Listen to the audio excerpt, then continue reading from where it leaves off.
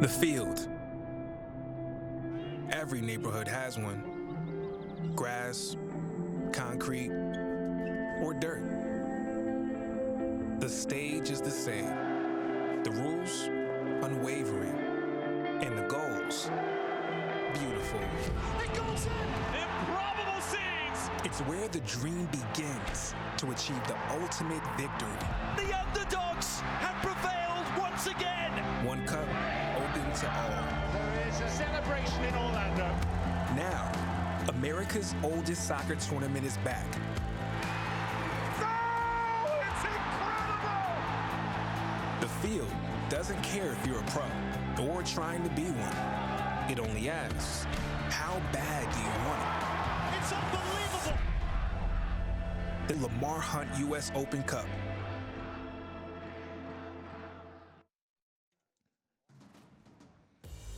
Eight tickets to the round of 16 punch last night. 8 more tonight, including one here at Geodis Park as Nashville SC hosts FC Dallas in the round of 32 of the 2023 Lamar Hunt U.S. Open Cup. Happy to have you with us tonight alongside Manchester United great Gary Bailey.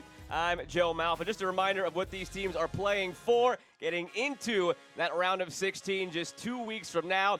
You see the dates set up beyond that. Everybody wants to be playing for the trophy in the final on September 27th. And Gary, if this Nashville team is to make its way through, you maybe rely on Pico, who helped you out to win 1-0 last time against San Antonio, coming off the bench, but he gets to start here tonight for Nashville.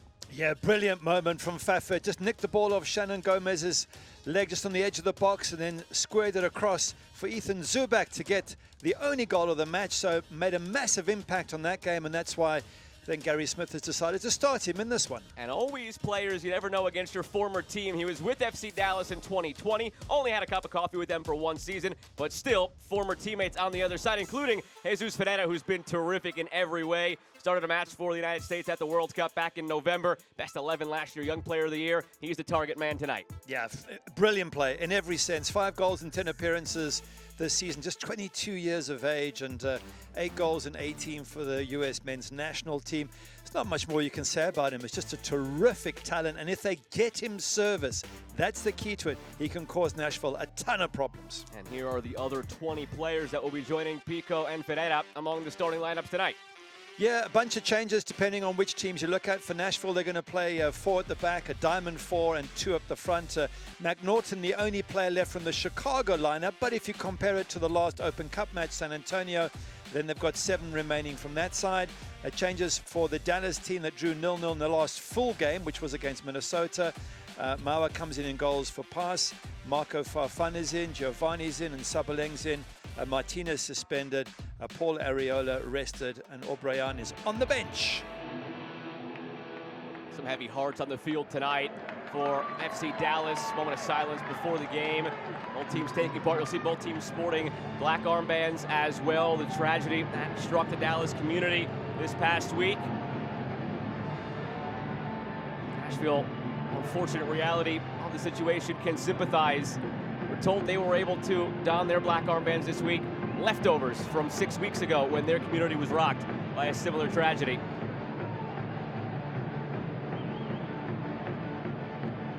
Dallas honored victims tonight. Hope to support the community in any way they can.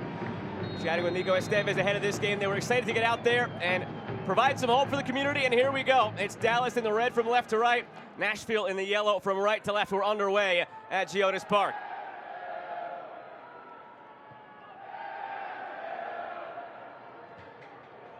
Early long ball in, searching for Sebastian Leggett on the Dallas side.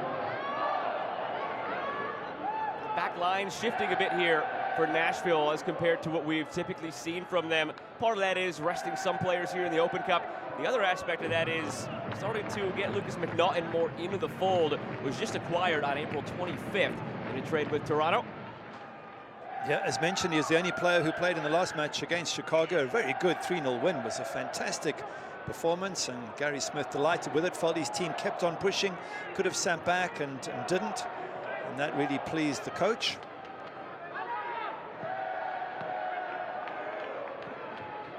Zubak plays it back for Davis, and Zubak scored the winner for Nashville in their 1-0 victory over San Antonio in the last round. He's done a good job in this tournament on this field.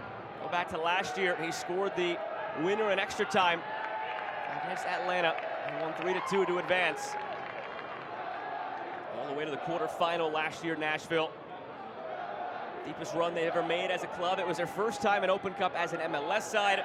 Also 2 Open Cup appearances from their days in USL Championship.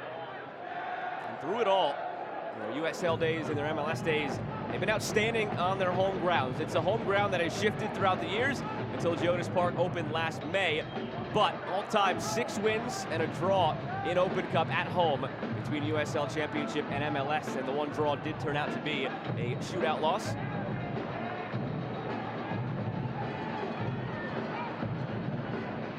It's very much an informed Nashville side that's taken the pitch here today. Had that good 1-1 draw with LAFC a few weeks back, and since then 3 straight wins. Got a +8 goal difference. That's second in the East behind New England's +9. So they really look the real deal at the moment. It's going to be a tough ask, you would think, for FC Dallas to come here and get a result. That's what the Cup's always about. You don't know. There's all sorts of possibilities. And Dallas have a good Cup record, winning 1 or twice.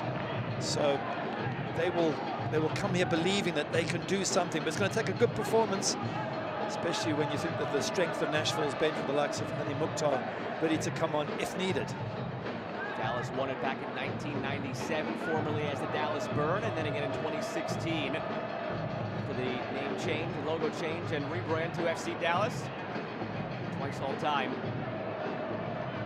Also twice the runners-up, 2005, 2007. Good history in this tournament overall.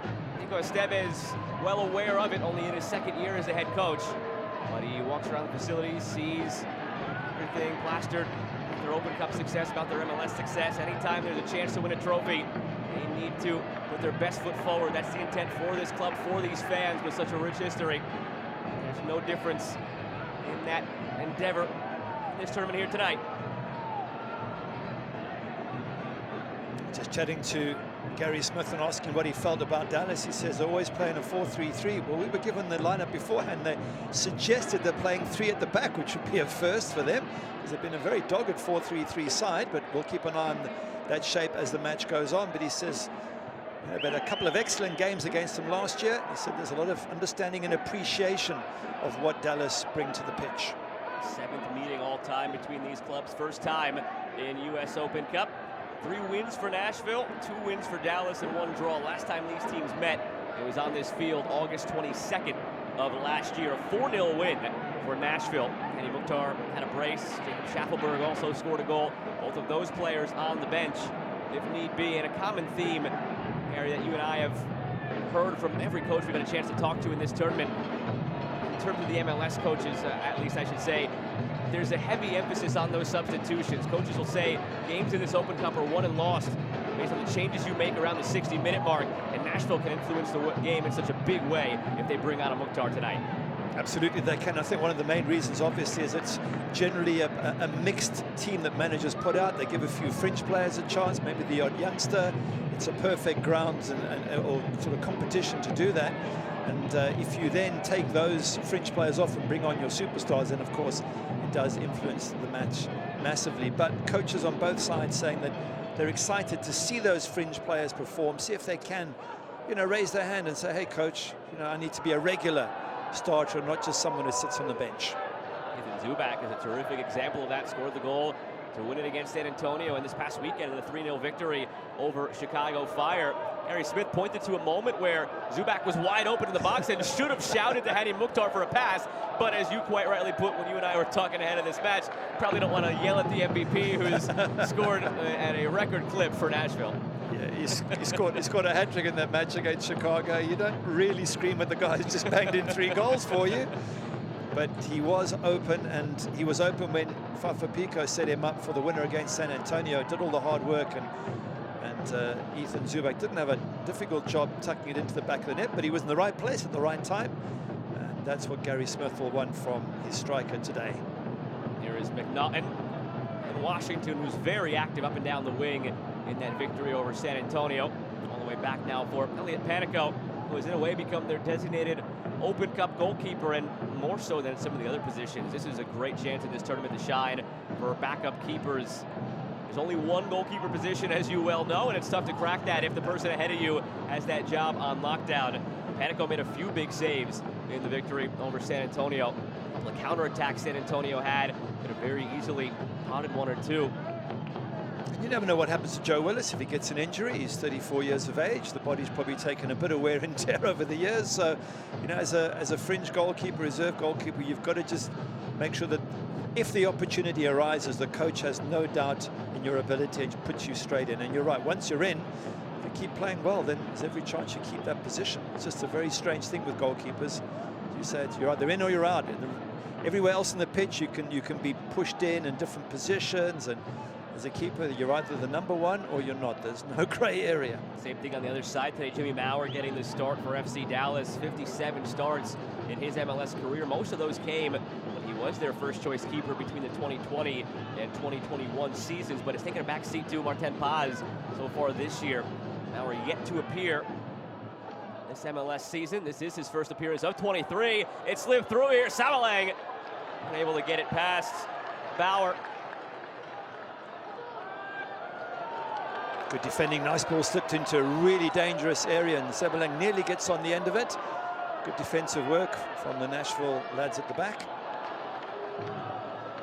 Samalang, one of those players looking to make the most of this opportunity. Just 6 appearances off the bench this season. His first career start for FC Dallas came last year in the Open Cup. Another start here tonight in this tournament. He did just play 21 minutes against NYCFC, and in that time he had an assist for Martinez's goal, so he did have an impact in that one game, Samalang. So no doubt his coach is saying, well, let's give you a bit more time and see what you can do. Here is Maurer. Long for Giovanni Jesus. Anunga. Leal back from injury now for Nashville. Slipping it through. Pico. Back for Leal. 26-year-old from Costa Rica, Randall Leal, was the club's Offensive Player of the Year in their inaugural 2020 season.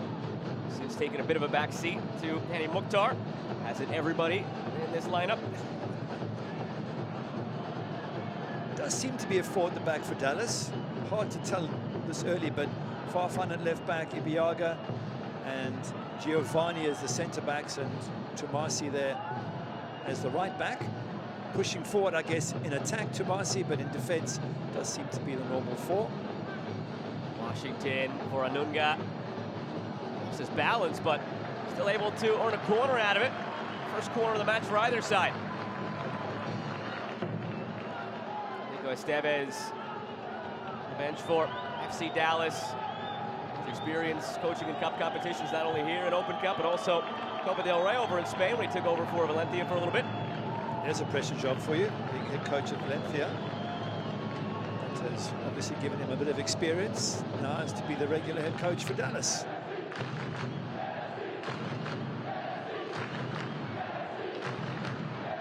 Corner driven low. Not much doing there for Nashville.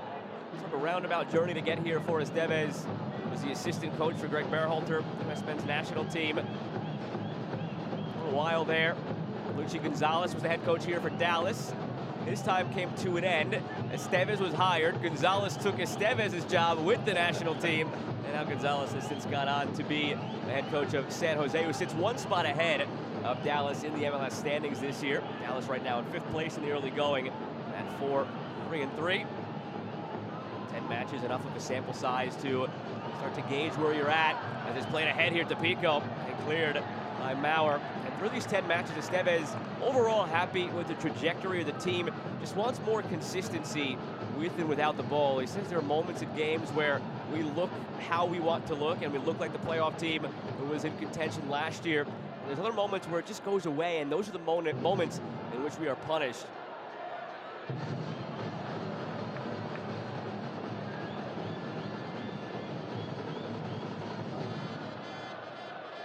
Call back. Farfan.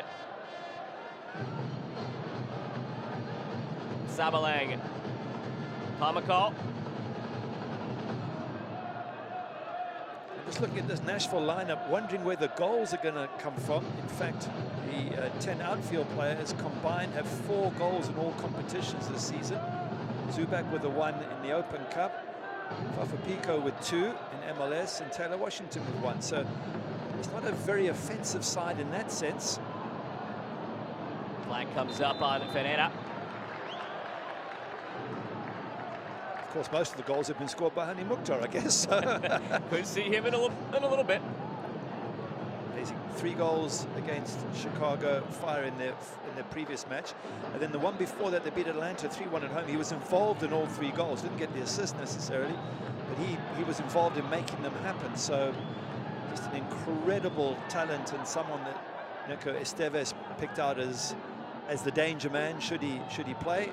I guess he's happy he's not starting. Gives Dallas a little bit of an extra chance. Unlike their game against San Antonio, however, he is available. He is on the bench. Much deeper bench of their typical first-teamers, Nashville, this time around, as compared to the last round give and go here. In the middle between Leggett and Ferreira. Intercepted in the end by Gregus. Empty turn on the far side. Good strong turn. Zubac leads the charge. Looking for support. Had Leal located in the middle. Ball stayed in after the tackle. Zubac tried to play it off for a corner. No deflection for a goal kick. Pity. Pico made a good run into the box and he was available. Obviously Zubac knew that. He was just trying to get the right moment to the ball across. Defenders doing their job. That's the combination that has to find that breakthrough, as you were saying. Not a lot of goals between the offensive players for Nashville, but those two, if they combine, they could be the ones that break the drought and get past Jimmy Mauer. Been much better lately defensively. FC Dallas started with their 1-0 victory on the road against Inter Miami at the beginning of April. Prior to that, they had gone 12 consecutive MLS matches dating back to last season without a clean sheet. Pitched a shutout in that game. And now 2 of the last 4 games have kept the clean sheet. Almost 3. They had their match on Sunday, or this past weekend, excuse me, abandoned against St. Louis due to weather. But they were on their way. It seemed to possibly another clean sheet limited St. Louis in that game. It was scoreless at the 50-minute mark where the match was abandoned. So 2 of the last 4 kept the clean sheet, plus 50 minutes against St. Louis. Nice turnaround for this team defensively. And that's in spite of some injuries they've had along that back line. Just asking Nico Esteves about St. Louis game, and said he felt that they were wearing them down, they were getting the better of them, and that they would have gone on to win it. Funny thing, when I spoke to Bradley Cornell for the match last night, he said something similar, that his team were on top. They hadn't been put under any stress, and they were upset the match had to be called off for lightning. So both coaches putting a really positive spin on the identical match. Esteves hoping that his Open Cup spell turns out better than St. Louis's. They were eliminated last night at Chicago. Panico tracking this one.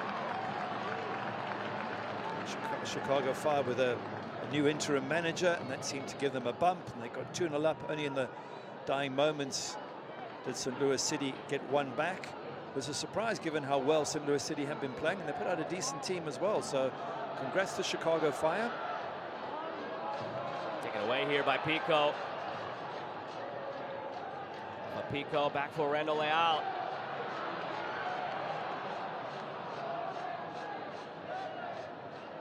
By Leggett. Pico feeds to Masi.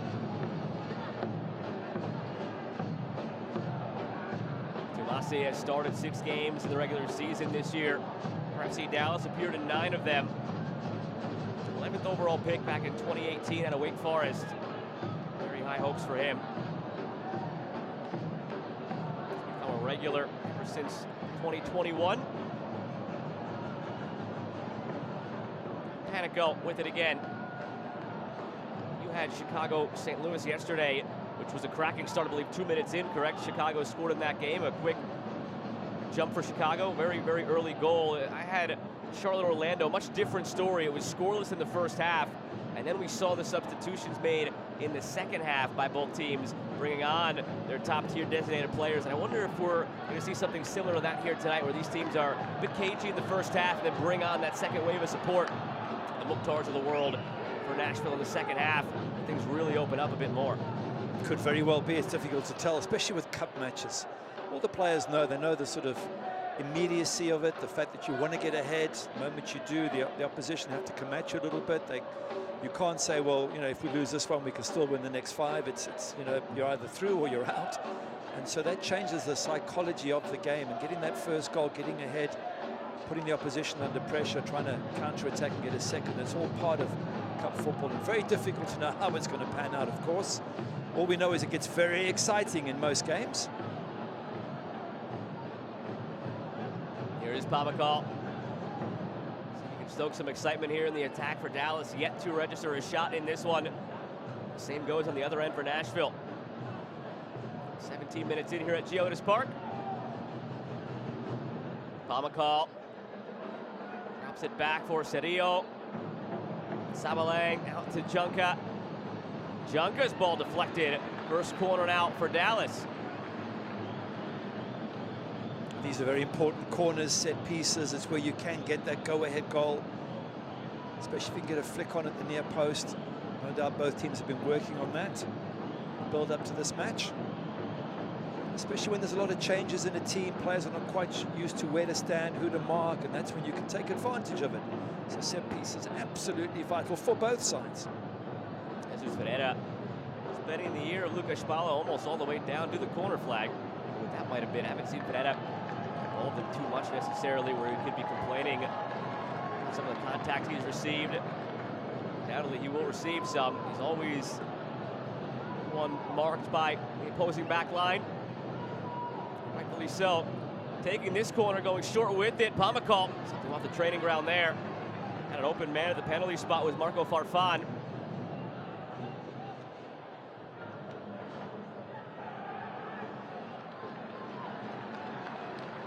That was tough for those players in the box because they were waiting for the ball. It got blocked.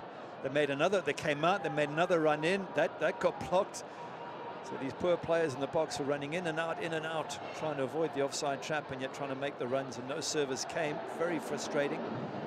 I love the idea of the short corner, but sometimes it's just better to get it in the mix. You're then guaranteed giving your players something to go for. When you try something new, yeah, it can work, but if it doesn't, wasted opportunity of a set piece.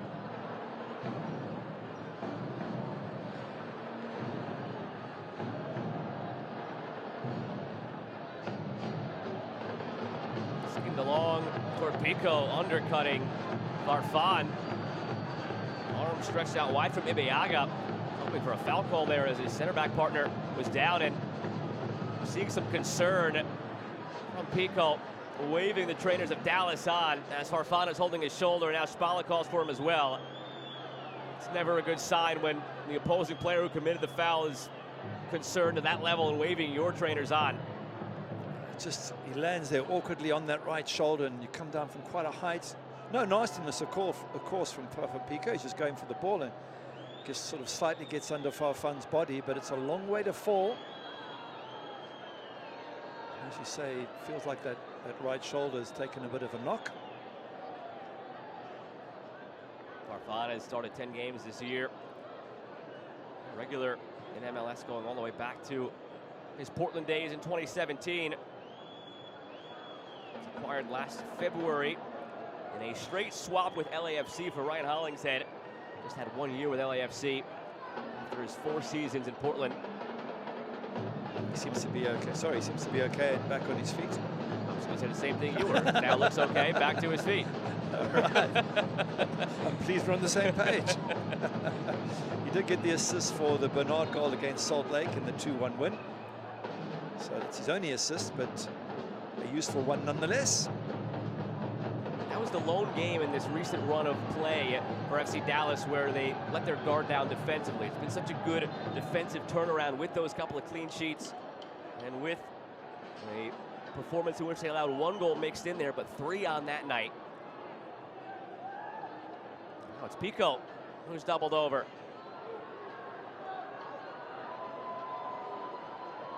I think Gets a bit of an elbow in the face there. There's no VAR, so there's no slowing it down and having a look. And I think sometimes with these elbows in the face, they just happen. It's one of those things, you jump for the ball, your elbow's out. I think if you swing the elbow, then you're in trouble.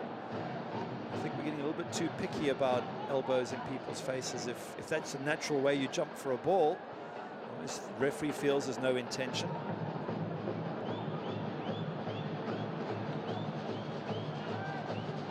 Jesus. Hasn't been much build-up play from Dallas.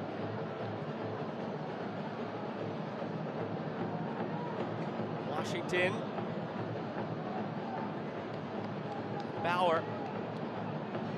To Lawrence White. Nashville have kept it on the deck, playing through the lines. Dallas, each time they've got it, working long for the likes of Leggett. Ferreira hasn't come off yet.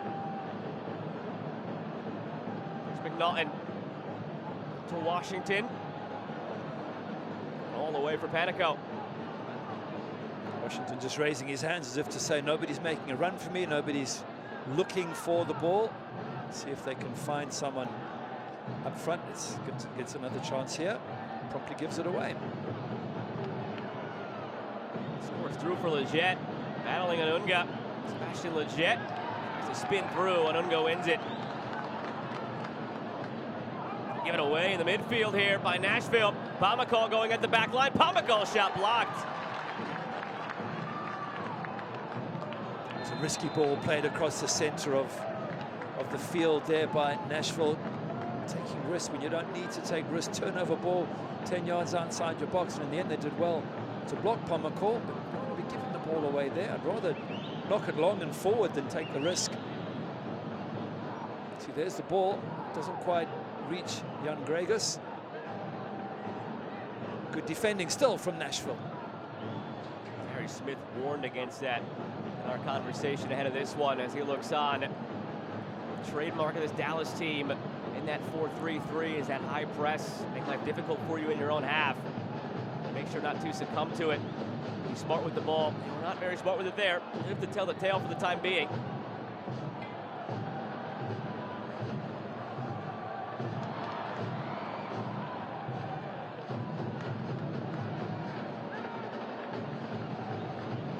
Settled by Cerillo, looking for Ferreira, and guided back to Pico. Ferreira visibly upset for that one. It's very difficult for a number 9, or in his case a number 10. If you're on your own up there and you're just getting long balls, you've got to battle with the centre backs. You want to get better service than that, especially from out wide. Turned away by Farfan. Seemed to think that Maurer was coming out for it, realized in the end he wasn't. Had to make a decision. Jesus Ferreira, as terrific as a goal scorer as he is, it's not a traditional hold-up 9. Seems like he's alone up top here. Usually has his running mates, and Paul Arriola, who came out injured in that game against St. Louis.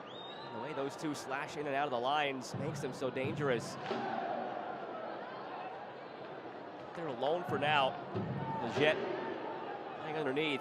That's a partnership FC Dallas wants to see materialize a bit more, produce a bit more going forward. Leggett acquired last August from New England Revolution. It's a case of Estevez trying to bring in as many players as he was familiar with from his time with the U.S. men's national team. Paul Arriola, Jesus Ferreira, Axton Pico in the fold as well. Paul Arriola, Sebastian Leggett.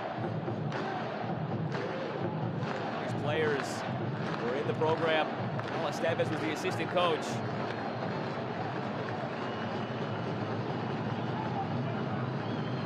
There's one other player that can help and needs to, and that's in Sabeleng. He's got to be a supplier for Jesus Ferreira. If he can, then he might start more games, because I think that's the key to any side when you've got a striker as good as Ferreira is. Getting service to him becomes absolutely critical. That's the big challenge today for Tiki and Sabeleng. That was the hope when they drafted him in the first round of 2022's draft. Side flag comes up here on Nashville. Results in the books already here on night 2 of the round of 32. This edition of the Lamar Hunt U.S. Open Cup. FC Cincinnati, a 1-0 victory at home against NYCFC. Brandon Vasquez goal in the 56th minute. And Columbus Crew on the road against Loudoun United. MLS team against the USL Championship team. It was the MLS team with a 5-1 thrashing of Loudoun. At halftime in the All-USL Championship game of the night, Birmingham leads it up 2-0 on Memphis 901. Kicking off at the same time as us was a match between Houston and Sporting Kansas City. A 1-0 lead for Houston. Still 3 matches to kick off throughout the evening. Austin FC about to kick off at home against New Mexico. Then 2 in the later windows. LA Galaxy hosting Seattle Sounders. Portland Timbers hosting Real Salt Lake.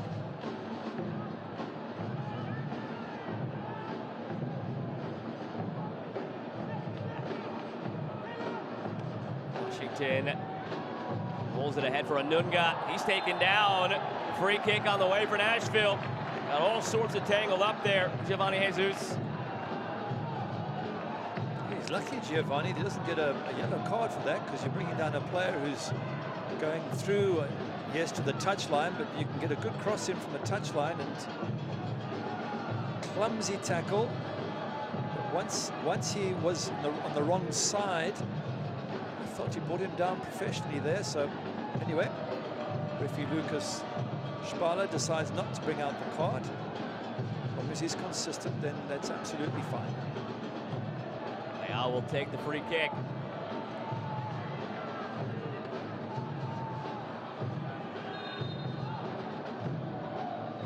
Leal drives it in. Low line drive. Penalty spot dispatched by Dallas.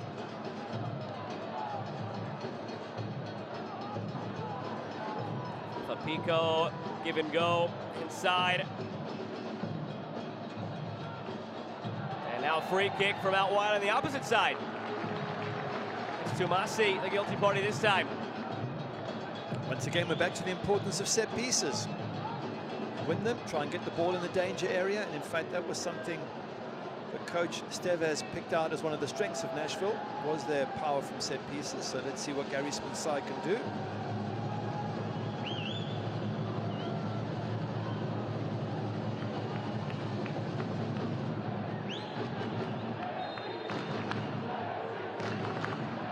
Again, headed away by Ferreira.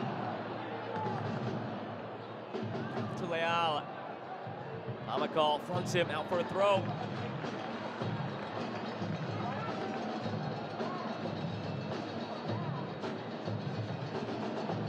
Terrific recent run of form for Nashville. Just 1 loss in all competitions since April 1st. 4 wins, 2 draws, and a loss in that time span. Defensively, 4 clean sheets in those 7 games. Offensively, they've scored 11 goals in those 7 games. It's all clicking right now. It certainly is. When we spoke to Gary Smith before the San Antonio Open Cup match, he was hoping that they would find that good run, and that's exactly what they've done, courtesy, of course, of their superstar, Mukta. And that San Antonio match, he said we're 65, 70% of the way there. And that number was intentional because he felt in 2/3 of the field, defensively and in the midfield, they were good. It was that final third when they were lacking. I was quick to point out that he doesn't think they're all the way there yet. As terrific as it is to have Hani Mukhtar, he mentioned that right now it's just him who is the driving force in there for Nashville. I want to see more from the players around him. They know that all of a sudden Mukhtar were to switch off for a game or two. Who else is picking up the load and shouldering that? Maybe you're seeing that right now without his presence on the field. Wants to see more from the ancillary players in the attack with Mukhtar. Give him that reassurance that this is more of a trend, more of an upward trajectory rather than an anomaly. These last 2 wins, 3-1 and 3-0 over Atlanta and Chicago respectively. Exactly, and of course it's injury to Hani Mukhtar that's the most likely reason to keep him out. In his 11 matches, 6 goals and 4 assists. That is phenomenal. There is one other player on the bench, Jacob Schaffelberg, who's done quite well in recent games, got 3 goals, and his runs through the center of the opposition box have seen him brought down for a penalty and seen him score a couple himself. Fafa Pico's got a 2 goals, but really it has been all about Hani Mukhtar, and there's a huge reliance on him. And every coach will have sleepless nights if your reliance is on one player only. Every time he gets tackled in training, the coach ages an extra year. It'd be hard-pressed to find a player around the league who contributes more to his team's overall goal output. Whether it's assists or goals. And Sabalang plays it wide here for Junka. They were not on the same page. And that's out for a goal kick. Frustrated body language of Jesus Ferreira up front. When you're a player as good as him, all you want is service into the box. You can show your skills. Yes, you might not get past your defenders, you might not score past the keeper, but you want to be getting involved and being tested and showing the crowd what you can do. He hasn't had much chance to do that so far as Jesus Ferreira.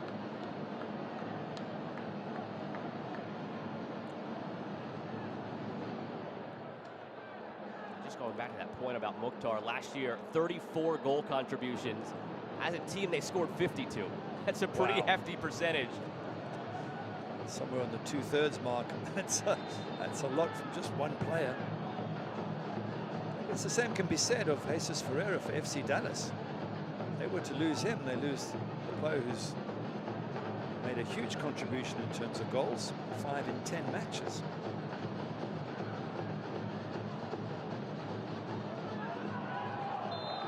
Foul called against Pico. Unhappy with it.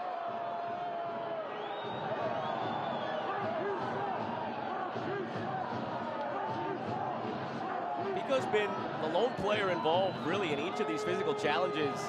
One where Farfan went down, he took the elbow from Pamukov, not involved again here. Let's have a look at it again. He's a feisty player, Fafa Pico. He's just saying he went for the ball and won it fair and square, which I've got sympathy. Let's have a look at it again. If anything, he gets kicked, so I can understand his frustration. But again, referees don't get to see it in slow-mo, and even in slow-mo, I'm not 100% sure.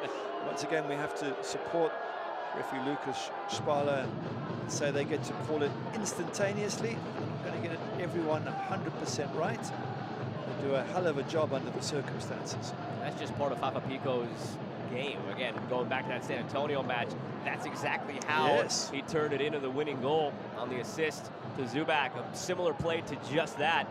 Hustled back, took it off of Shannon Gomez. Now Zubak for the tap-in.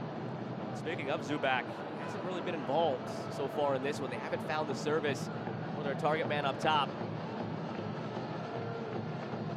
But if anything, there he is now. He's a little bit deeper as he's searching for the ball. He needs to push up and be the point of the spear. Instead, he's coming back and doing a lot of hard work.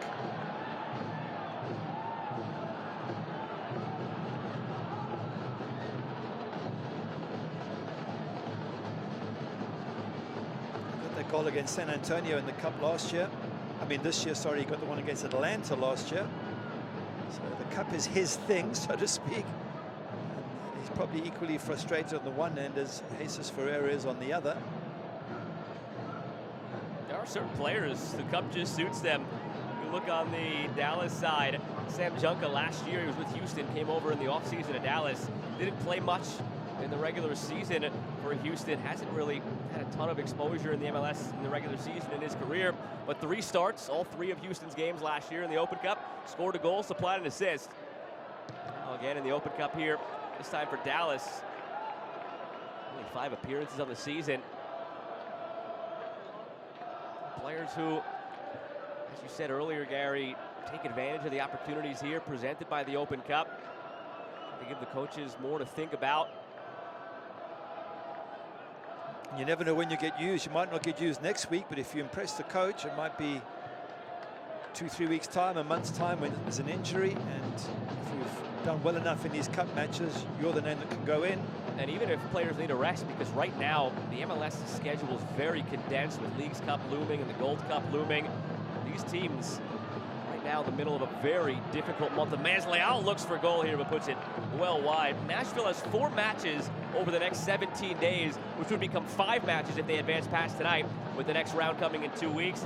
On the other side, Dallas 5 matches over the next 21 days, which becomes 6 if they advance past tonight. Yell's shot way wide, and it's not hit cleanly. You can see how many times it bobbles along the ground. But your point's a very good one, is that coaches feel a lot more comfortable when they have a large squad that's playing well. It's competition for those who are in the first team. There's options off the bench. But if the players who come off the bench don't perform, then you start sticking with the main 11 week after week, and then you get tired legs and injuries. So yeah, it's very important for these fringe players to impress. Both these teams playing basically every third or fourth day the rest of this month.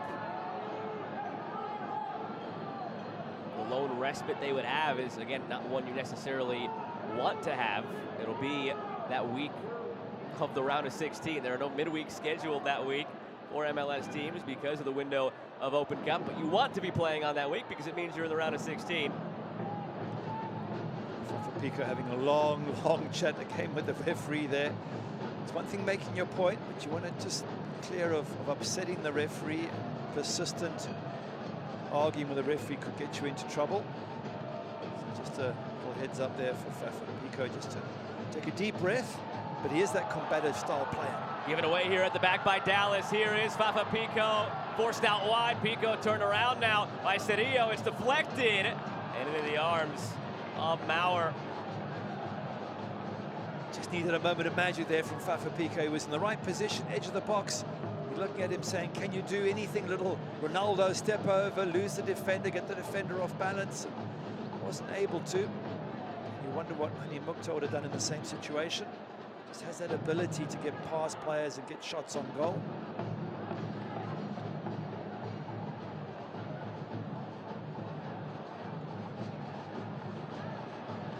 Keep an eye on that as the game goes along.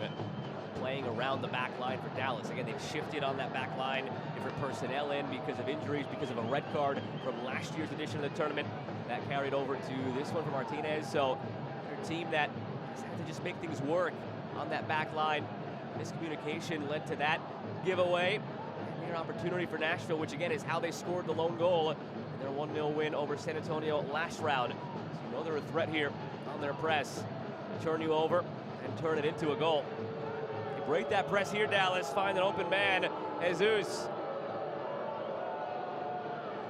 Tomasi leaves it for Legit. And back to Jesus where it all started. Legit. Cross for Pamakal. Paxton Pamakal. Past Gregus. Junka step over looking for that cross. Earns a corner. Just felt there were options to get that ball in the box there. Yes, they have won the corner. But Junka maybe could have got something in a bit earlier. Now you're giving all the defenders a chance to organize themselves, etc. Still a good opportunity. But perhaps taking too long to get that service into the box. Second corner of the match now for Dallas. Last time they went short, something off the training ground. Nearly pulled it off. Farfan was open at the penalty spot, but intercepted at the last moment by Nashville. Pineda looks poised to go direct this time, and he does. Swings it in. Loose in the middle, nobody there. All the way to the backside. Was recovered by Ibeaga.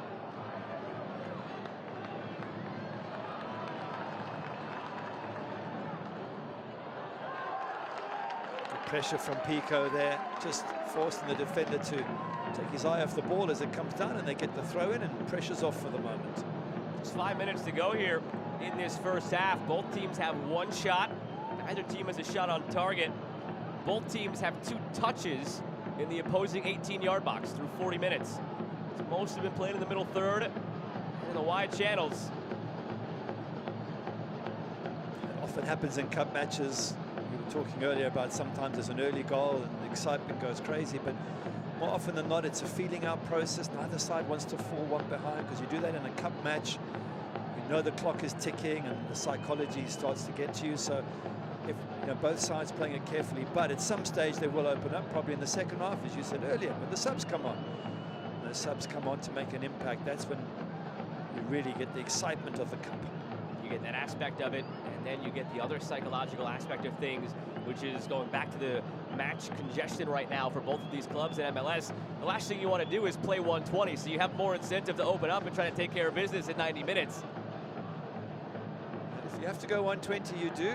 As I say, a lot of these players will not start in the next match. Some of the French players will go to the bench, say 50% of them, but it's the 50% who will start the next match who clearly are not keen on going 120 minutes. Sometimes you can look at these games almost as 2 60-minute halves. In your mind, you think it can go the distance. Those subs you bring on at the 60-minute mark, in your mind, you have to know they can go an hour themselves. Lamar just waits. Grew impatient, picked it up and throws it out the left side.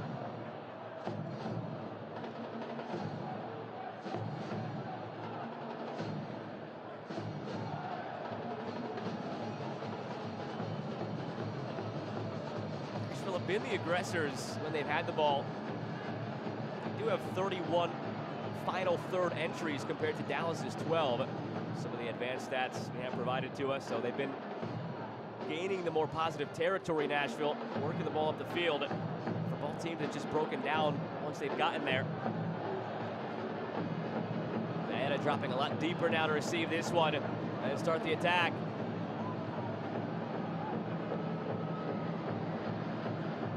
Kibiaga, Cirillo, back and forth they go.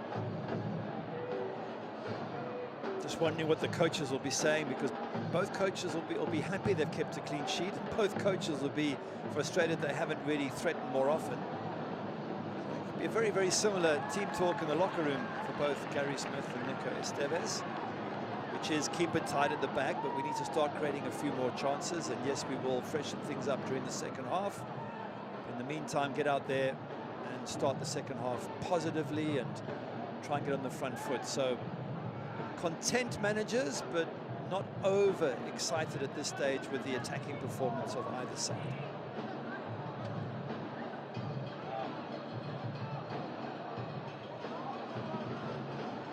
Based on the personnel on the bench, Nashville can impact the game offensively in a more positive way you'd expect. On the Dallas side, Alan Velasco, Javier O'Brien, Kundo Quignon, three names that really stick out. On the Nashville side, you could bring on last year's MVP in Mukhtar, also Alex Muil, Jacob Schaffelberg, got a terrific center back on the bench as well, to provide some extra minutes in the late stages, and Jack Mayer if need be. We're going to bring on to shield off a lead. Something you have to be cognizant of in a cup match. Whose bench looks better, at least on paper. Edge goes to Nashville in that regard tonight. Oh, absolutely it does. And Hani Mukhtar is the majority of that advantage. The moment he comes on, Dallas are going to have a problem. Which is why, yes, 0-0 at halftime is good for FC Dallas, but try and get ahead early in that second half if they can, knowing that those big guns are going to come on at some stage. Then you've got, at least you've got a lead to defend.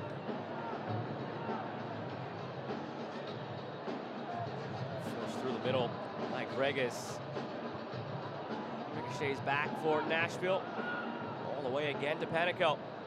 He's had to touch the ball more playing with his feet from his back line than he has for FC Dallas tonight. I guess the same could be said on the other end from Maurer. Anunga back and forth with Pico. Washington. Washington to Pico. Diana comes back to take it off of Leal. Beaga to Farfan. Only 1 minute of stoppage time here in half number one as we've reached 45 on the clock. Beaga not happy there with Anunga's tackle. A few words to say to Anunga as he passed by.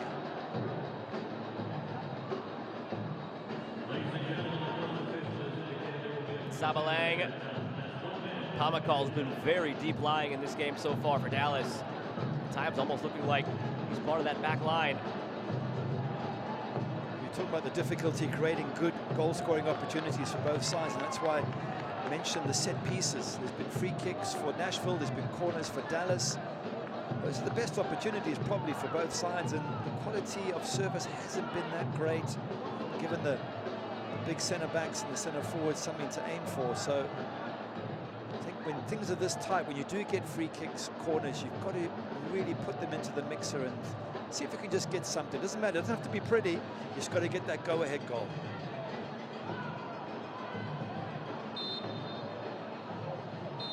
And there is the whistle to end the half. It's not one they'll be talking about decades from now. Scoreless between Nashville and Dallas. 2 total shots, 1 apiece. Neither of those on target. A lot to think over at half, and a lot that could possibly change in the second with the institution of some substitutions. Yeah, a little bit of a football chess match first half, but I can assure you it's going to almost certainly come to life in the second half. Both teams have to come forward, they have to make changes. There's a little bit of chippiness as well. Both players here having a go at the referee about certain tackles. So it could start to get quite interesting in the second half. It hasn't had many opportunities, but it has had those fiery moments you like in a cup match. And that's spilling here into the break. We'll see what the second half looks like. Nashville hoping for another deep run after making the quarters last year. And Dallas hoping to return to prominence in 2016 and 1997. 2-time Open Cup champions. More to come from Geodis Park this evening.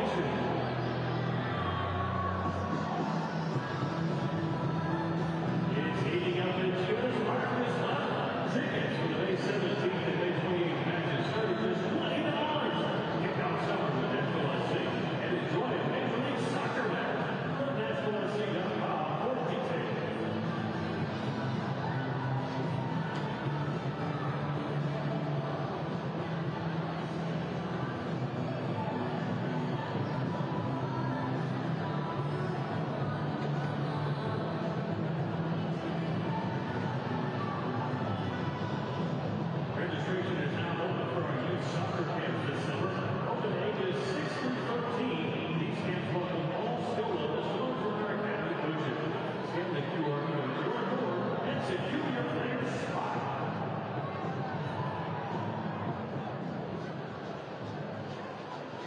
what's going on, everybody? This is really well. To be part of our first ever NFC Summit.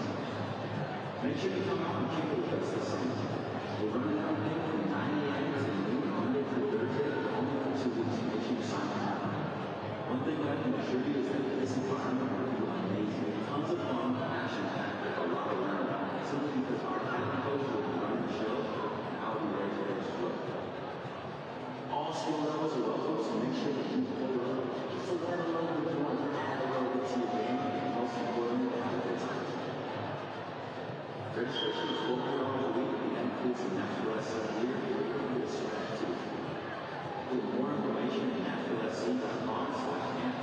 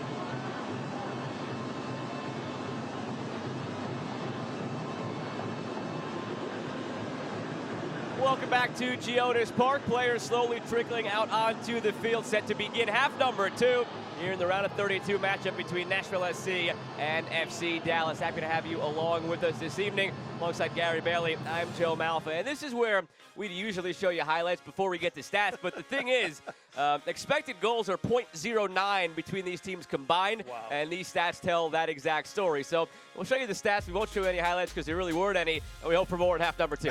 We certainly do hope for more. Yeah, it's been, you can use all the classical phrases. It's been a chess match. It's been tactical. They've been cagey.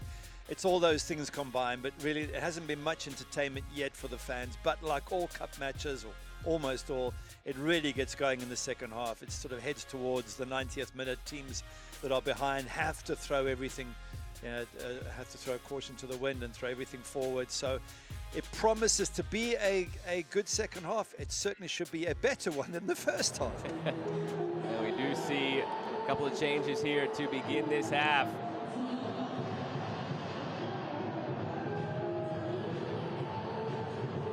Alex Muil into the match. This is Jack Mayer and Luke Hawkinson. A few of those official subs in just a moment.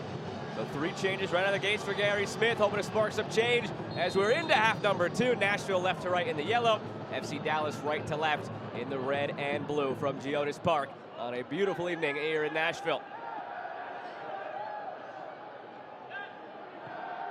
I think that's a nice, brave move by the coach. Make 3 changes straight away at halftime. It shows intention. It raises the energy of the players and the crowd. Let's see if it works now. Played in wide, all the way through to Anunga. Muil came in for Davis, Mayer in for McNaughton, and Hawkinson in for Leal, who was coming back from injury. They don't want to push him too much.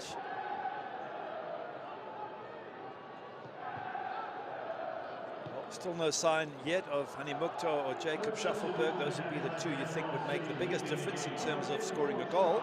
And they're keeping them ready for later on in the second half, you would think. 2 subs remaining, those 2 on the bench, and don't forget, if we do head to extra time, both teams get an additional window and additional substitute. We could yet see them.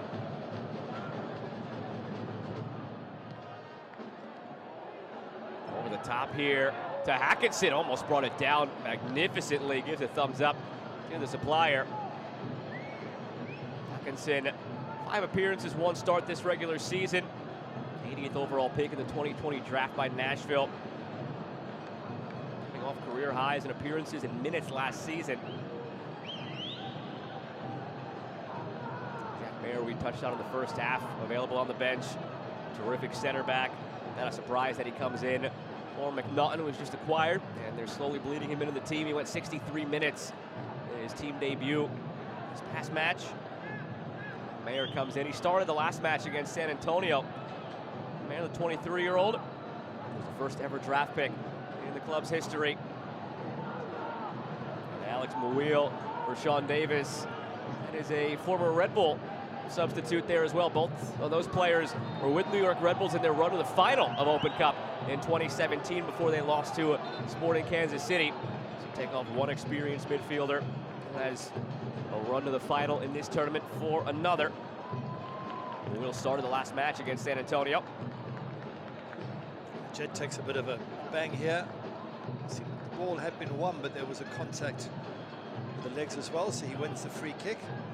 I guess it's now over to Nico Estevez to say, well, Gary Smith's made his changes. How are you going to respond? Obviously, I don't think it'll be an immediate response, but certainly around the 60th minute mark, you would expect Dallas to start to look at their bench, which has got some decent players they can bring on in the form of Jesus Jimenez and Bernard and O'Brien. Expect to see some, if not all of those, at some stage in this match. Junka taken down here awkwardly.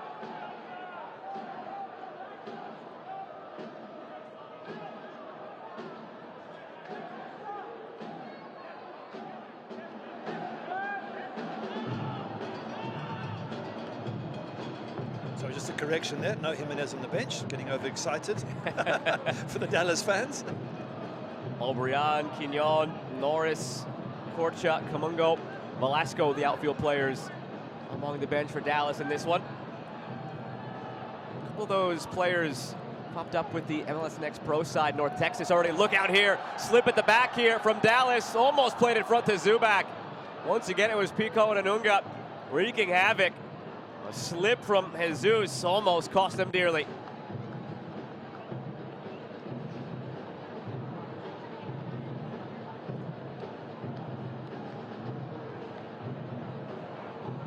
I wonder how long Estevez might wait here. See how the 3 changes from Gary Smith affect the complexion of the match.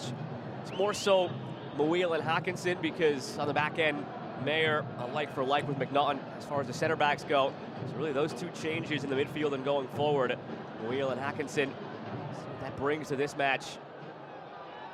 Tumasi with it. Looking over the top here for Ferreira. Brought down well by Ferreira, but his second touch took it away. Junca owns the corner. He touched on it in the first half, Gary. In a very tight affair like this, set pieces of the utmost importance. They certainly are, and delivery into that danger area.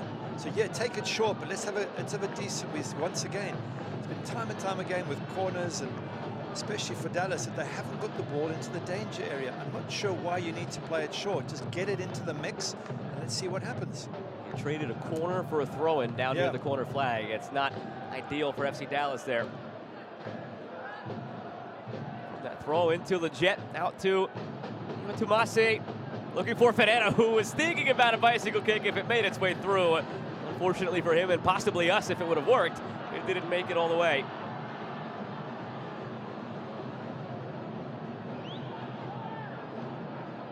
Farfan. Pamacall. Possession still just about down the middle. Between these 2 teams, they've each had their ebbs and flows of controlling the ball. Territory's mostly been controlled again by Nashville. 37 final third entries compared to Dallas's 16. And here they come again into the final third. Muil, pocket of space laid off to Anunga for Pico. Tumasi there.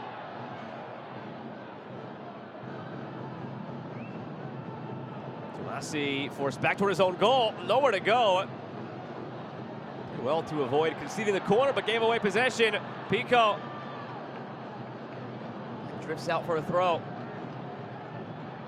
Again, one of the options is to boot it down the pitch to the halfway line. If you can't find someone to pass to, you don't have to dribble out of trouble.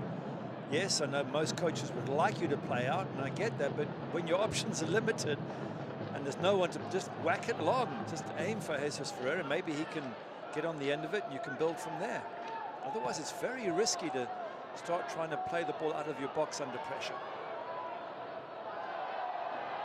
Up for a goal kick. Ibeaga does well to shield it at the end line. Alex Muil. High five in the end with Ibeaga, but he wasn't initially happy enough to give him a high five. Thought he drew the foul. It's a nice touch there when you have sort of shouldered someone over the line and they're not happy. Come back, make your peace with them. You don't have to create an aggressive situation. Nice to see that from Ibeaga. The way the first half ended, we thought there might be some spillover here, and there may yet be. At the end there, the final pictures we showed you were Jesus Ferreira, Fafa Pico, getting the ear of the officials. There were a few physical challenges in that first half that were maybe on the brink of yellow cards. In the end, none were brandished to either side. Keep an eye on that. If there's even just one heavy challenge of the sort, it might start boiling things up again. Certainly, if you get towards the end of the game and one team's ahead, then things do get a bit chippy because players who are losing get desperate. Pico in behind. Goes for the shot. Zubak was screaming at the backside for it.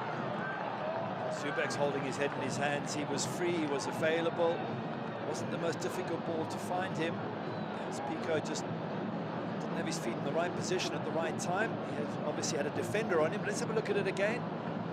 See there, I would play it straight away.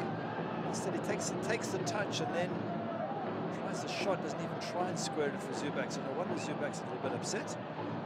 This time Zubak looked like he did give Pico a bit of an earful, unlike on the weekend when he didn't for Hani Mukhtar. So maybe message from Gary Smith was received by Zubak. And also, it's not the MVP who you're yelling at here. No disrespect to Fafa Pico, but again, Mukhtar was in the midst of a hat trick in the last game, so you can understand Zubak maybe zipping it and keeping his mouth shut. But he made the run as well. I think as a striker, when you make the run that Zubak had made in the far post, you've put all that effort in to get into a position, and Fafa Pico can see you there and can put you in, and chooses not to and has a shot instead. It's got to be so frustrating as a striker. Foul against Leggett.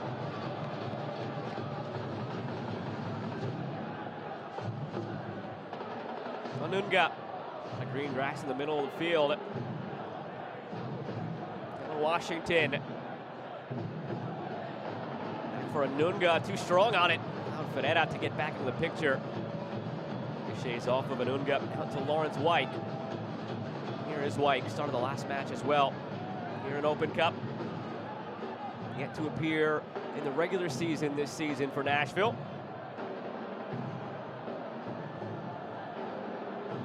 So far, has spent a good chunk of his time with their MLS Next Pro affiliate, Huntsville City FC. Fans, you can dive deeper into the thrills and drama of the Lamar Hunt US Open Cup. Join the conversation on Twitter and Instagram at Open Cup and on Facebook at Official Open Cup. Just looking at Tiki and Sabaleng, 16 for FC Dallas, and thinking that he probably has 10 minutes in which to impress his manager. Otherwise, he could be one of those players taken off. Just hasn't really impacted the game. He's worked hard. You can see he moves left to right. He's closing down, but not that anyone in attack has made that much of an impression for either side, to be honest. But the coach has to take somebody off of the Dallas lineup, and you do get the sense that Sabaleng could be one of those to be changed. Here's Tumasi. Tumasi looking for Ferreira. With that last opportunity from Pico that he fizzed wide and high, we did cross a milestone here. We're finally past 0.1 expected goal. It's 0.04 for Nashville and 0.07 for Dallas. If you add it up, 0.11. We've crossed the 10th of a goal expected goals threshold in the 55th minute. I think that's a hell of a lot to be proud of, but I think from a defensive point of view it is. I mean, let's get it right. Yes, the attackers haven't done much, but you can point to the defensive duties on both sides and say, you know, very impressive. I'm not so sure the crowd see it the same way. They don't get excited by good tackles. They get excited by goals and scoring chances, which I still think is going to come as we sort of head towards the two-thirds part of this match. Tumasi to Ferreira. He stumbles over the ball. Ferreira still battling for it. The defenders there for Nashville were looking at each other. You take it, I take it, you take it, I take it. Ferreira almost took it in the end. That's one of those challenges that might reignite things that we saw at the end of the first half. Atkinson barreling through on Farfan, who's been on the receiving end of a couple of those heavy challenges now. Well, it is a borderline yellow card, isn't it? Amazed we haven't had any yellows as yet, but referee Lucas Spala is, I guess his patience is going to run out soon. Nice ball out from Panico. But it's not a nasty one really, it's just a coming together of bodies. There's no kicking getting involved, so Farfan should be okay. Lucas Spala having a word with Fafa Pico, as well as Jan Gregas. I mean, that's his bit of proactive refereeing, talking to the captain and a veteran in Pico to settle things down here. Gary Smith, very animated here, maneuvering players, chess pieces around the board. And again, as you mentioned it when we restarted this second half, Gary, that's what this has been, a chess match for nearly an hour now. Pico again unhappy with the call. Second time that he's felt he's won it clean. A very physical player in terms of the press. But this time he's walked away without arguing. That's good. Well done, Fafa Pico. Just get on with it. Let your coaches argue on your behalf, but you stay out of it. Junka. Looking back for Sabaleng. On the other side, FC Dallas Really wanted Pico to have picked up a yellow card by now, because that's such a big part of his game. It's how he sprung the goal to beat San Antonio for Nashville in the last round. If he's got a yellow card, maybe he thinks twice about the next time he has that type of press and tries to pick your pocket, and it makes life a bit easier for your back line. That's a fair point, and as I said, both teams can sort of point to yellow cards that should have perhaps been given. That's why it's gonna get a bit chippy at some stage, you think. Here's Tomasi. Ferreira over the bar. It did take a slight touch. It's out for a corner. That's how quickly Jesus Ferreira can change a game. Well, last we have a highlight. It's a nice little ball just played through there, and he turned so quickly. Tomasi with the pass. And this is why Ferreira is such a player. Just turns and strikes and wins the corner. If you give him service, what a player he is.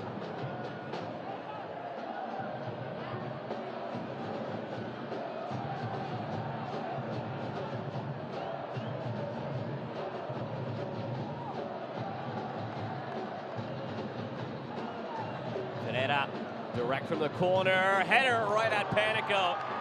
Jesus did well to shake free at the penalty spot. Pico makes the first save of the night for either keeper. That's the first shot on target of the match here in the 60th minute. That came from putting a corner into the danger area, letting the players fight for it. It's the first decent set piece that's gone into the box from either side, and it gets an effort on target. Yes, it doesn't get a goal, but at least there's a sense that you've got a chance. Sometimes the keeper might not be able to grab it first time when you pick up the rebound.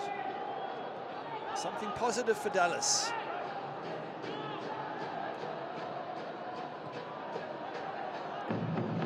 We're beyond the hour mark now at Geodis Park in Nashville, Tennessee. Manchester United legend Gary Bailey. I'm Joe Malfa. Happy to have had you with us this evening. Round of 32 action here in the 2023 Lamar Hunt US Open Cup. Just a couple of tickets left to be punched into the round of 16. It'll be Nashville or Dallas. Last year, this was the round where Dallas fell in defeat to Sporting Kansas City. Nashville made it all the way through to the quarterfinal. Played in by Junka. It's a difficult game for Dallas against Sporting Kansas City on the road. They had a 2-1 lead last year in the round of 32. Sporting Kansas City tied it 90+8, and then they scored twice in extra time to win it 4-2. Difficult one to swallow, and the same goes the other way for Nashville when they were expelled in the quarterfinal. They had a 1-0 lead until 90+4 when Orlando scored to tie it and ultimately lost in penalties. But here is the first change now on the Dallas side. Velasco comes in, and that'll be it for Nsabalang. You just mentioned he might be on his last legs here to try and impress Esteves, and that's it for him tonight. Yeah, he's worked hard. He's put in a really good shift. You can understand the coach wanting some fresh legs on the pitch. He just needed to impress a little bit more in terms of threatening the goal. But in fairness to him, I don't think strikers on either side have had a really good night of impressing the coaches so far. I still think they'll get a chance in the last 30 minutes. We've already seen Jesus Ferreira have a little snapshot. So not Nsabalang's fault, but the coach has to make a decision, and you felt he was the most likely to be replaced. Here's Fafa Pico. Zubac running in the middle. Hawkinson on the backside. Pico cutting, shooting, scoring! Fafa Pico breaks the deadlock in the 63rd. That's a great finish from Fafa Pico. I thought for a second he had other options he could have passed, but he kept on running, got into the box, jinked one way, jinked the other, then sticks it into the far corner. He was one who made the goal for Ethan Zubac in the previous round against San Antonio. This time he scores it himself, tucks inside, gets it into the corner, beats Jimmy Mauer. It's a good finish, it's a good run, and he has threatened all night. He's been hungry, he's been aggressive, he's been positive, and now he gets his just rewards, and he gets the home team in the lead. Fans have been waiting for something to celebrate, an opportunity to hang their hats on. That is the first shot on target of the match for Nashville, and it gives them the 1-0 lead. Pico doing it to one of his former teams. Spent the 2020 season with FC Dallas. Over the last 2 seasons, he's 7th in the MLS among wingers in goals and assists combined with 26. You're seeing why there. He had the assist on the game winner last round, and he produces the goal here. Well, now it's over to FC Dallas. They're going to have to come forward, and as we discussed earlier, once one team scores, the other has to be more positive. They've got to take risks. That gives Nashville the opportunity to counter-attack and get a second. It forces FC Dallas to push forward and throw numbers in, so the excitement starts to ramp up. Didn't even get a chance to talk about Velasco coming on for Dallas. The turnaround happened so quickly for Nashville, but that's a man you want on to help you score some goals. Coming into this week, 30 starts in his young MLS career, 8 goals, 8 assists. Was number 7 on the MLS 22 under 22 list last year. Panetta was number 1 on that list, by the way. Stands over this free kick now.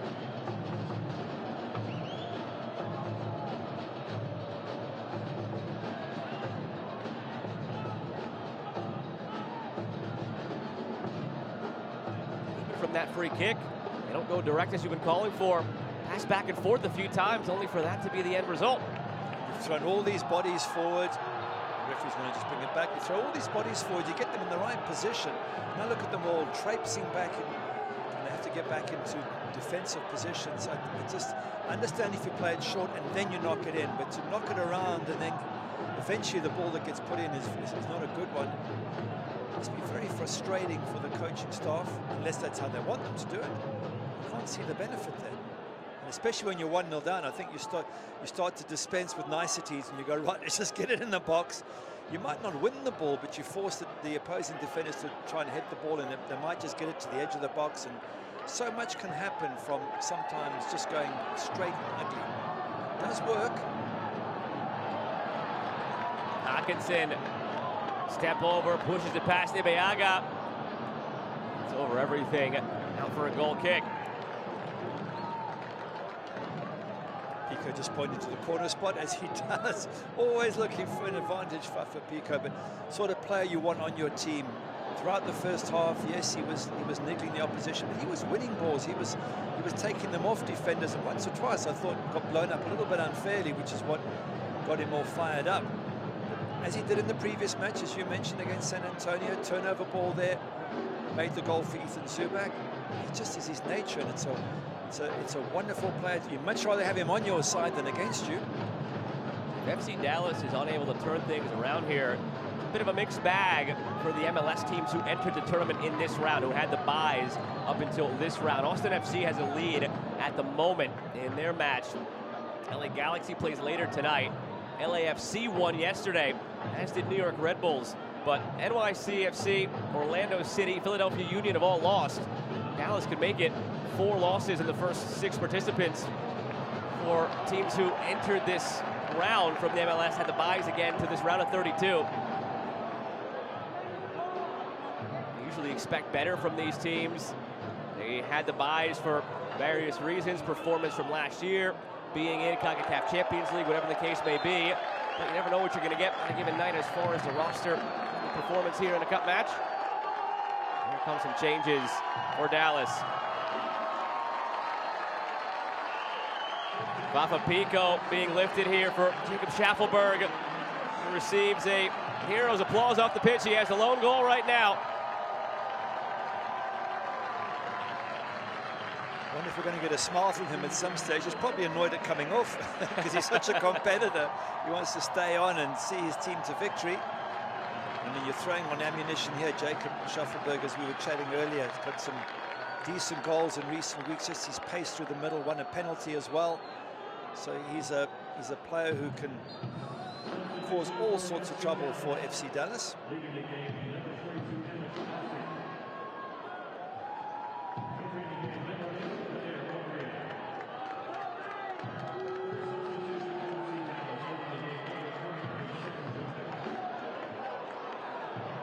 Change on the Dallas side. Junka out for Bernard Kamungo.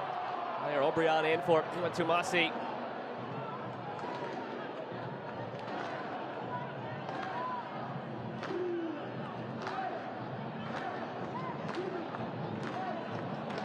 Cedillo. The jet back for Edwin Cedillo.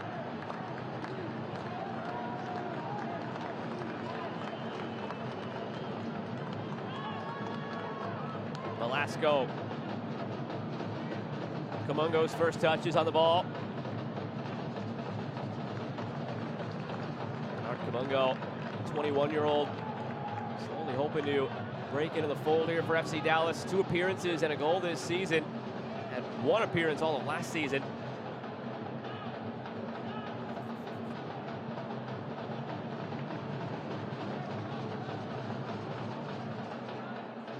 Elsewhere, a 1-0 lead for Houston over Sporting Kansas City in the 66th minute. 2-0 lead for Austin over New Mexico at halftime. Cedillo goes for the spectacular. Well, if he had scored, it would have been spectacular because he's a long way out, nearly 30 yards out, trying to beat the goalkeeper who's 6'4" or 6'5", and Elliot Panico. Good luck doing that. That's not where you want to get the goal from. I wouldn't have thought FC Dallas. Got enough good players in the box. Velasco's, Ferreira's. You want to get balls wide and whipped in and give those talented strikers something to work with.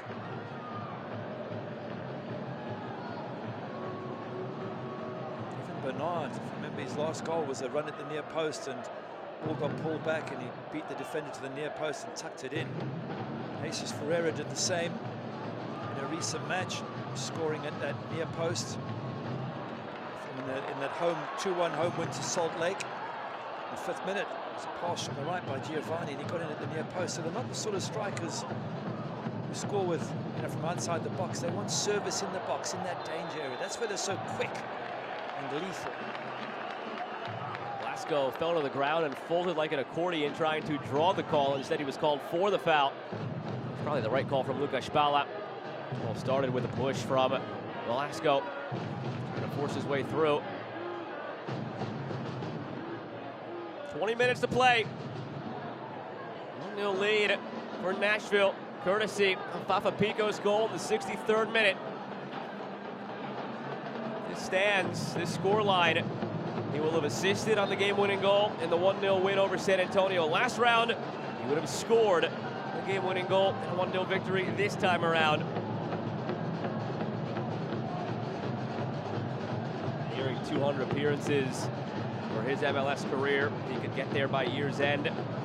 43 goals, 20 assists in his 177 MLS appearances. Here's Hackinson. They would love another to breathe a bit easier.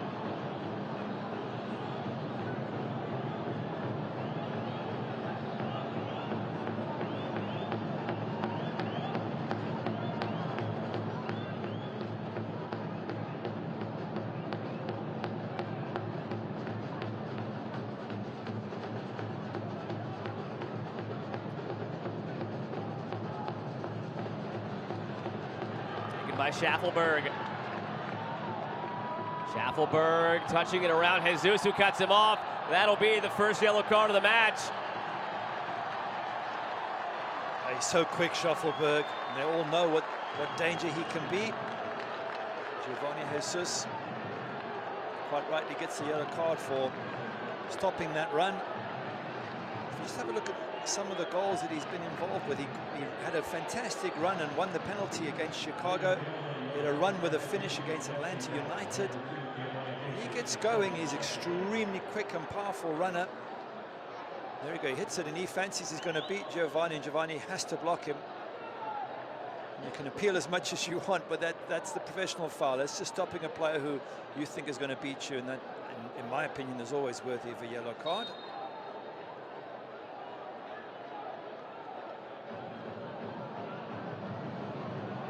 Swung in from out wide. There's a criticism to have of Nashville tonight. Something for Gary Smith to nitpick and improve upon for their next league match. It's that their set pieces have been very ineffective, whether wide free kicks or corners. Nothing has really materialized as far as a true, genuine opportunity off those set pieces tonight for Nashville. I would agree with you there. It can be the deliverer. The deliverer, is that the right way of saying it? Not deliverance, the deliverer, the passer of the ball, who puts it in the wrong area, but can also be the players in the box. You've got to spread, you've got to have someone near post, someone far post, someone in the middle. Rian chasing. There's enough to win the throw-in down near the corner flag. O'Brien into Leggett. Done by Anunga to win it. O'Brien coming off the bench, hasn't scored yet this season. Here inside now for Ferreira. O'Brien was second on the team in 2021 with 9 goals, but that dipped to just 2 goals last season, and he's yet to score this season. Ferreira, Pamakol. Here's Kamungo. Throw more bodies forward now, FC Dallas, but that means they can be vulnerable on the counter-attack, and that's what Shuffleberg will be looking to do, use his pace. It's going to scare Giovanni. Giovanni can't bring him down again. Already on a yellow, he just picked it up. Play on, says the referee. Elbow there from Cerillo.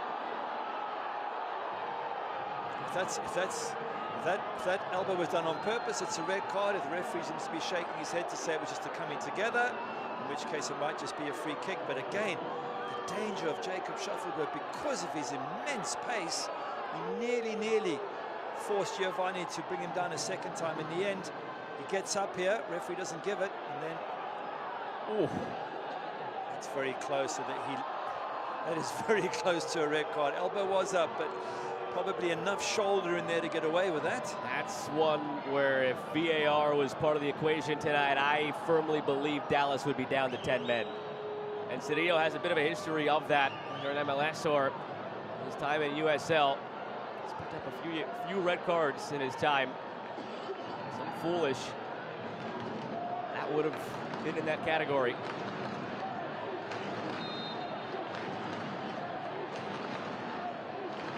Another set piece for Nashville. Another one that goes by the wayside. Anunga. Here's Wyke. Driven ball back post. It's in front. Slapped off the line and now in. No, offside flag comes up. In the midst of all of that, one of those players was deemed offside, and Dallas looks to play quickly now. So sad for Josh Barrow. I think he was the one who headed it in at the far post. He probably thought this was the winner, the clincher, his moment of glory, and it's blown off. Muil cuts inside. Muil! That might be the clincher you were asking for. Alex Muil puts Nashville up 2-0. That's a brilliant strike from Alex Muil. You can see the hugs he's getting and the excitement and emotion of the players, but he's cracked that beautifully with his left foot, bent it past Jimmy Mawa, who had absolutely no chance whatsoever. It's a great strike, and you think at this stage of the match, that pretty much wraps it up. It would take a real comeback now from FC Dallas, but they just had a goal disallowed, and they kept that pressure on. Ball gets played out wide. He cuts in on this left foot of his, and when he lets rip, have a look at this. The bend, absolutely fantastic, with pace. Jimmy Mawa, no chance whatsoever. Defenders standing off him a little bit if he wants to be critical, giving him a bit too much space. When you give quality players space, they're going to hurt you. 27-year-old was acquired in the summer of 2020 from New York Red Bull. Has been with Nashville their entire existence here, just about in MLS. Over 200 appearances in his MLS career. Now a couple of changes from Dallas. Quignon coming in, as is Ahmet Korcha. Korcha, chance here with the first team, had started with their second team in MLS Next Pro over the weekend. Leggett coming off for Quignon, and it's Jesus coming off for Korcha.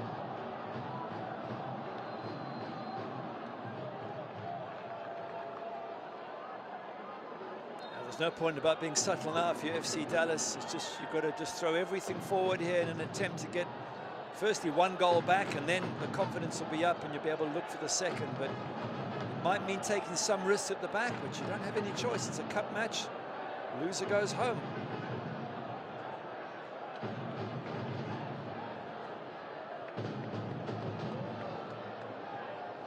Fed toward Ferreira.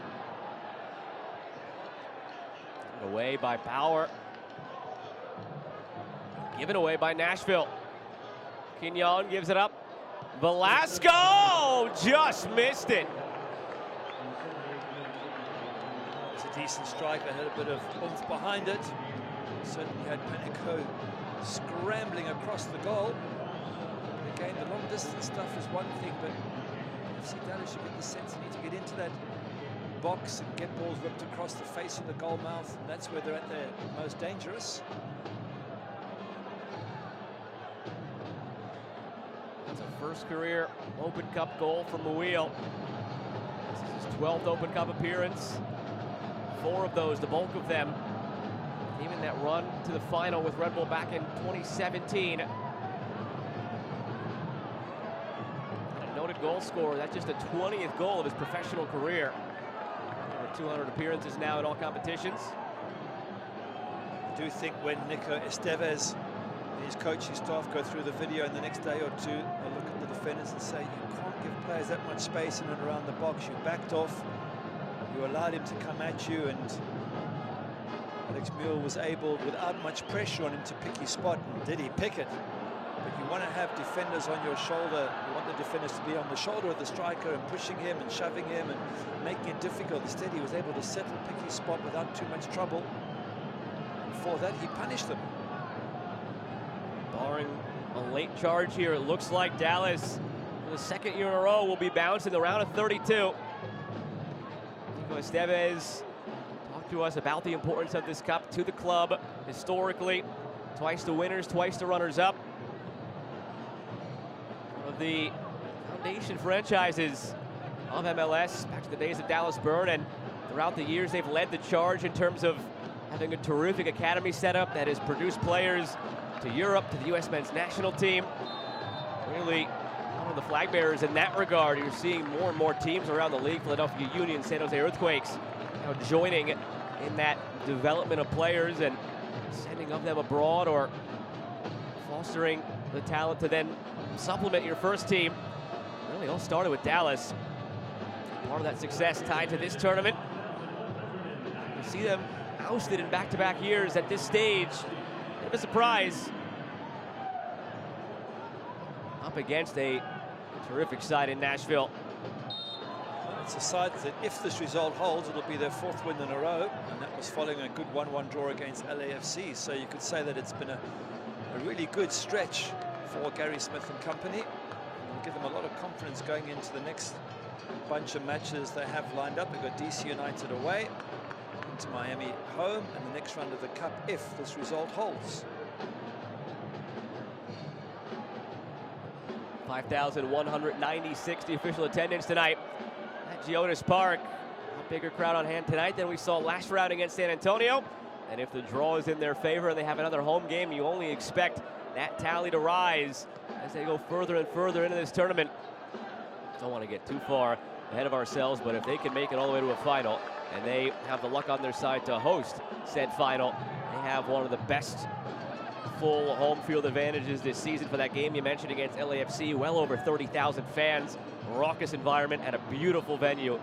Opened up last May.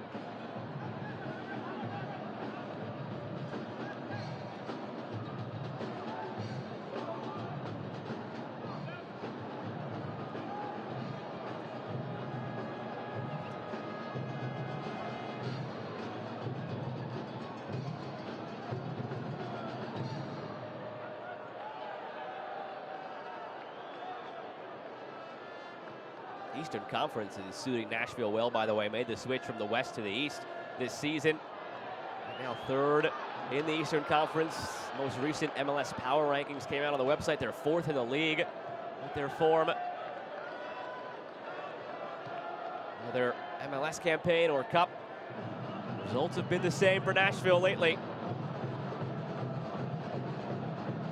This is just the professional side of the game now. Last 7.5 minutes, just keep possession, try and move it into your opponent's half, keep them away from your goal, all the good things. Slow the clock down, take the odd injury, just do everything you can.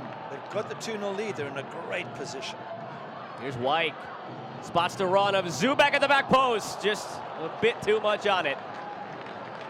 Zubak gives him a thumbs up. That was a lovely ball in there. It was just inches away from being a perfect ball.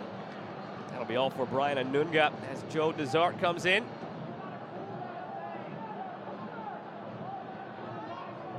Telling him to take the nearest exit and to move quickly.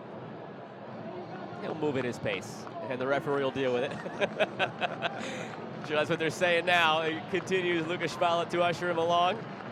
Alan Velasco trying to join the escort off the field. Referee just saying to Velasco, leave me to do the refereeing, you get on with the game. He was a sub in the previous match, Joe Desart, against San Antonio, so repeat situation, and again, another little chance to show the coach what he's made of.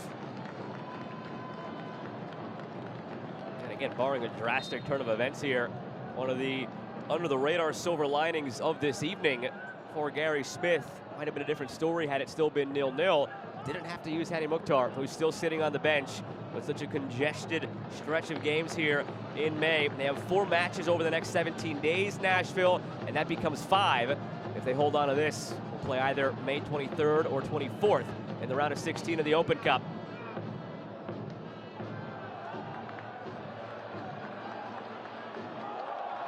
Move by Schaffelberg into space here. Schaffelberg through for Zubac, cut off. It's really impressed me, Schaffelberg. His turn of pace is so good. Makes it difficult. Defenders can't stay with him, and if you're a defender and someone can run at that pace, you've got to watch them. You got to someone to double up behind you. It's a real threat. Since he's come on the pitch, I think he's made a massive difference, threatening down that left-hand side on a couple of occasions, drawing a yellow card. Very impressive player, Jacob Schaffelberg. Here's Kamungo. 5 minutes to go. Can they steal one here late and put the pressure on Nashville? Fedetta was hoping for it. You saw that in your match yesterday between Chicago and St. Louis. St. Louis pulled one back late, but it was a little bit too late for them to muster up any sort of crack at the second equalizing goal. I think they equalized literally in the last minute of the game. Doesn't give them much time. Nico Estevez will be hoping that he can get one a bit sooner than that. If they get one in 86th, 87th minute, it just gives you a few minutes plus added time in which you can get back in the match. But if you're Nashville, obviously you just want to keep possession, keep the scoreline as it is, know that you've got the extra goal to cover you in case something flies in the back of the net. Maybe you can put in a third here. Hawkinson lost his footing, taken down, throw coming. 2023 Lamar Hunt US Open Cup ramps up over the coming weeks as the tournament's trophy comes into view. Tomorrow you can watch as the winning clubs face their fate in the round of 16 draw. See all the exciting matchups as they're made on the BR app or BR Football's YouTube channel at 2 p.m. Eastern.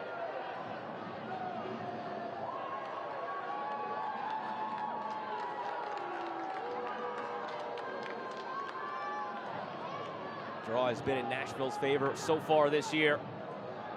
They'll be at home for both of their matches so far.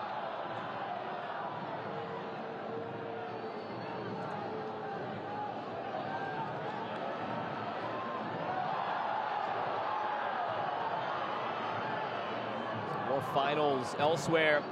Earlier in the evening, 1-0 Cincinnati took down NYCFC. Columbus Crew beat Loudoun United 5-1. Birmingham Legion beat Memphis 901 by a 3-0 scoreline. It's another USL Championship team through to the next round. Velasco pressing at the back line here, finds Obrian and out for a corner. Elsewhere you've got Houston Dynamo clinging to a 1-0 lead over SKC in the final 5 minutes, but they're down a man. And Austin FC has a comfortable 2-0 lead at the hour mark over New Mexico United. Coming up at the 10:30 Eastern window, LA Galaxy hosting Seattle Sounders and Portland Timbers hosting Real Salt Lake to end the round of 32. Corner driven near post. All the way out top of the area, Ferreira lays it off. Pamacol floats it back post. There's nothing doing offensively for FC Dallas in this one. Have but one shot on target. It was a header from Jesus about 20 minutes ago, right at the keeper. Might they have a lifeline here on a penalty? No, it's the exact opposite. It's a dive, and Velasco picks up the yellow for it. I think Velasco thought there was going to be contact. Started his dive, the contact didn't come. And the referee's right, let's have a look at it again. We get the benefit of slow motion replay. Yeah, he was already diving, he'd thrown his legs, and I think the referee absolutely spot on there. Desperate maneuver by FC Dallas. I guess you have to try it, but end up in the book because of it. just before that, they had a corner, one of the best corners they've played. It was knocked in the near post. It caused a few problems. It got recycled back in. You look at all the other corners they've had and think, could they not have done that more often in this match? 90 seconds to go of the 90 minutes. We'll wait word on stoppage time. I'll be disappointed, Dallas, with his stands to have only had one shot on target. Muil, Hackinson has bodies in the middle looking for Schaffelberg.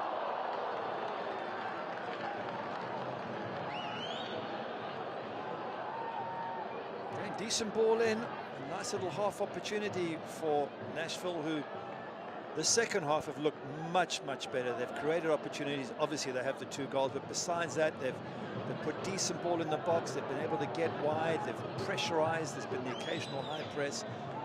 Haven't seen much from FC Dallas throughout the entire match. I guess if we have a look at XG, it'll tell us something similar, but they just really haven't threatened Elliot Pico at all.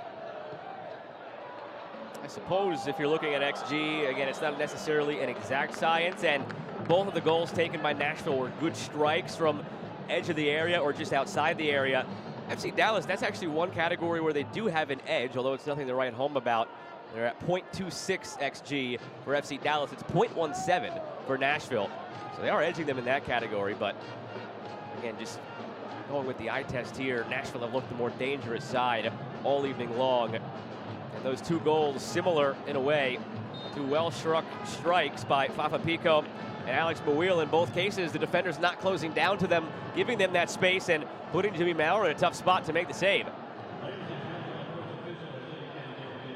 Can't quite believe that the XG for Nashville is less than FC Dallas. I don't know whoever's measuring that is watching the same game. I suppose, I mean, they only have 4 shots and 2 on target. A lot of their near opportunities have been crosses like the last one to Schaffelberg, where he was there ready for it, and it was instead flicked away on the back end by Ahmet Korcha. So a lot of near opportunities that didn't materialize, but they've always looked the more threatening side all night long. You know, it's interesting, besides XGs is chances, and I think if you look at chances, certainly Nashville have had way more chances than Dallas have had, and that might be a better measurement. Chance here to create a chance for Dallas. Pico comes out, takes it off the foot of Pamukal. Good save from the big goalkeeper. That's not easy. Just have to come and make himself nice and big and hope the ball hit him. It seems that either somebody was offside or there was some other infringement, but the goalkeeper's not to know that. One of the other stats that does jump out, we've touched on a bit, is final third entries, 56-37 for Nashville. They've been in that attacking third, generating these opportunities all night long.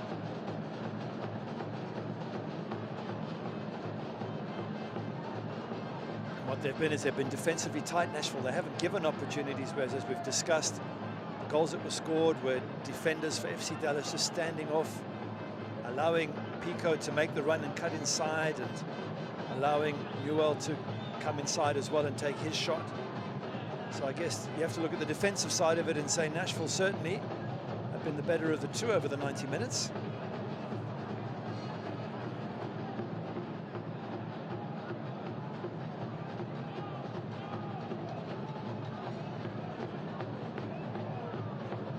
Velasco draws the corner. 2 minutes remaining. They'll need to score twice.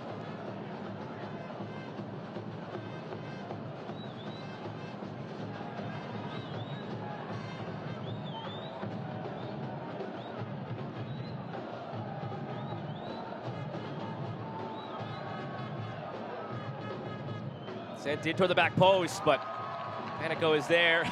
Tumbles like a tree in the forest at the end of it. Just knock a few more seconds off the clock, why not? He's entitled to do that. Well, then the Nashville fans can start planning the next round of the Cup. Not quite yet. They got to see if they're home or away first tomorrow in the draw. Well, that's a good point. But if they're away, they can plan to watch it. They can plan that on the 23rd or 24th of this month, they will watch Nashville one more time in Open Cup play. Whether it's in one of these seats at Geodis Park or in a local pub or on their couch is a different story. They'll find out tomorrow. Velasco, one last charge forward here for FC Dallas, fronted by Bauer. And Pico Sends it away. There was a foul there by Josh Bauer. He just stopped and put his shoulder in. And straight into Velasco, but Velasco's not arguing. I think he feels that the match is virtually over, so there's no point arguing, but certainly felt the defender just blocked his path there.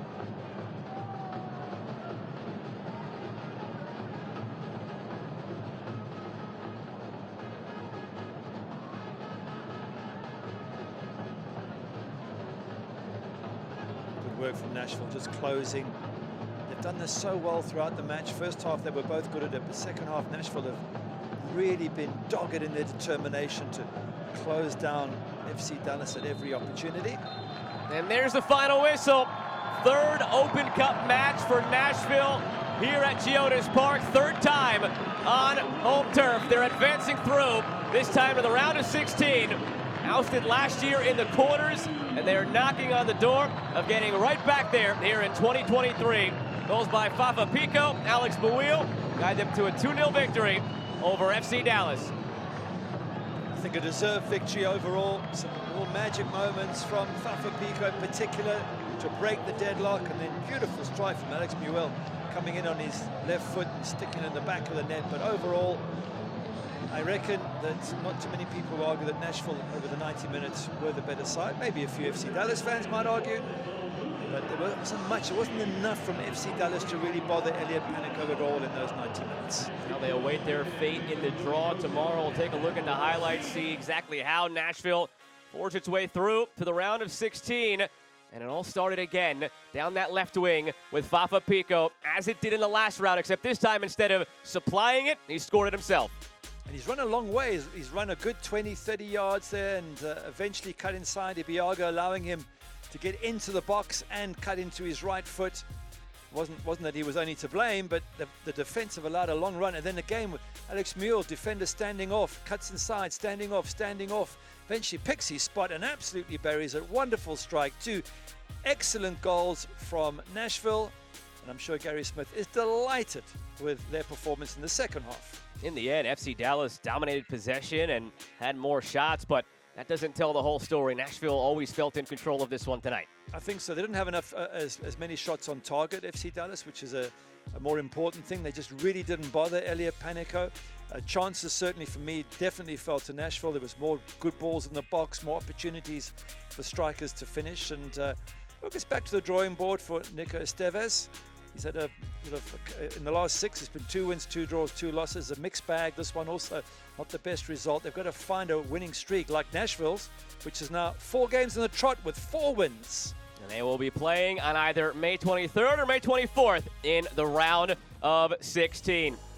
That does it for us tonight from Geodis Park. Nashville comes in with a perfect record on this field in Open Cup play, and they leave with that same perfect record after a 2-0 victory. My broadcast partner Gary Bailey and the crew that makes this possible, I'm Joe Malfa saying good night from Nashville, where Nashville SC is through to the round of 16 of the 2023 Lamar Hunt U.S. Open Cup. Good night, everybody.